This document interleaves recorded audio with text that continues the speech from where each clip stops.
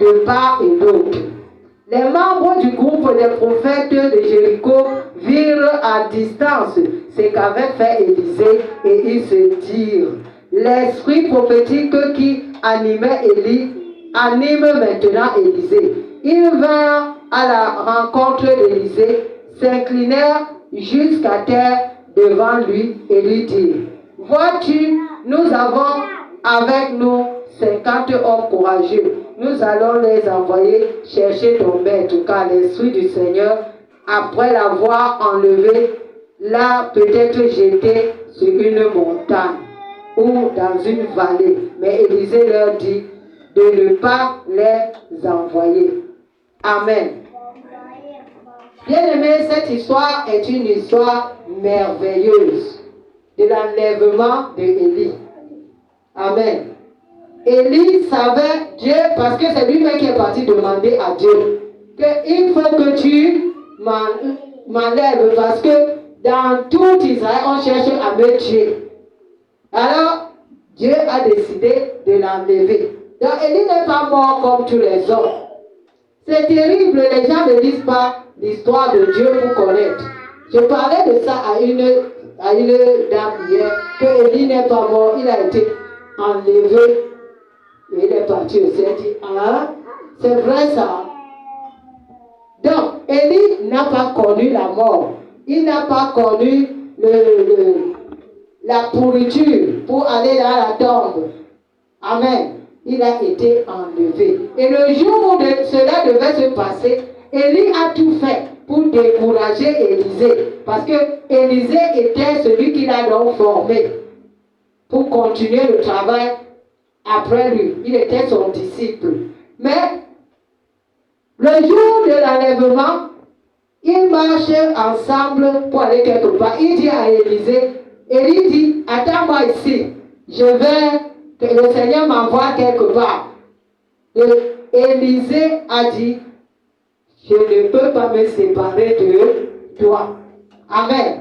Je ne peux pas me séparer de toi. Là où tu pars, moi aussi je pars. Ton pied, mon pied. Ils ont continué. Élie a essayé de décourager Élisée à 3-4 reprises.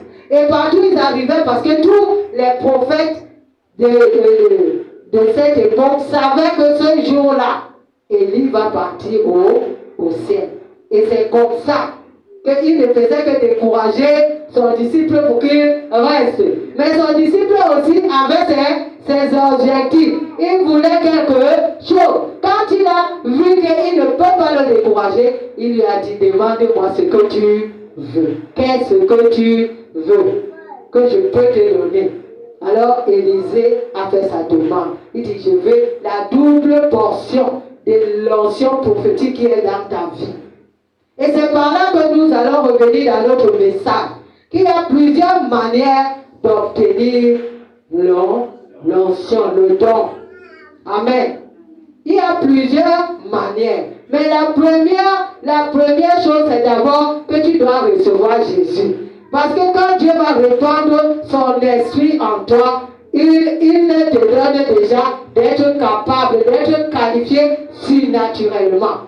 Donc, après cela, il faut que tu sois sous un leadership premièrement. Deuxièmement, tu dois être sous un leadership. Tu dois avoir un leader que tu suis, comme Élisée. Alléluia. Tu dois avoir un leader que tu suis. Mon pied, ton pied. Tu vois comment ton leader travaille. Tu vois comment ton leader opère. Même s'il fait quoi, tu es là. Amen. Quand nous regardons l'histoire de Moïse et Josué, Josué était le disciple de Moïse. Et quand Moïse est parti, est mort, qui a pris la place? C'est Josué. Donc quand tu es soumis sous un leadership, tu es en train de recevoir l'onction de ce leader. Ça coule sur toi. L'onction là coule sur toi. Dans le livre de Exode, on dit que l'onction qui était sur Moïse, sur Aaron, pardon, l'onction que Dieu avait déposé sur Aaron, coulait de la tête jusqu'à la barbe. Donc l'onction est déposée sur le leader et ça descend sur les disciples. Donc pour avoir l'onction, pour que l'onction descende dans ta vie, pour manifester les dons de Dieu, tu dois être sous un leader. Tu vois comment le leader fait. Quand le leader part, tu es avec lui. Quand le leader se lève, tu es là, tu le sers. Pas les disciples qu'on voit aujourd'hui, qui sont là. Ils savent plus que le leader. Ils croient connaître plus que le leader. Celui qui veut avoir la double portion, comme Élisée l'a reçu, soumets-toi. Vois le leader être élevé.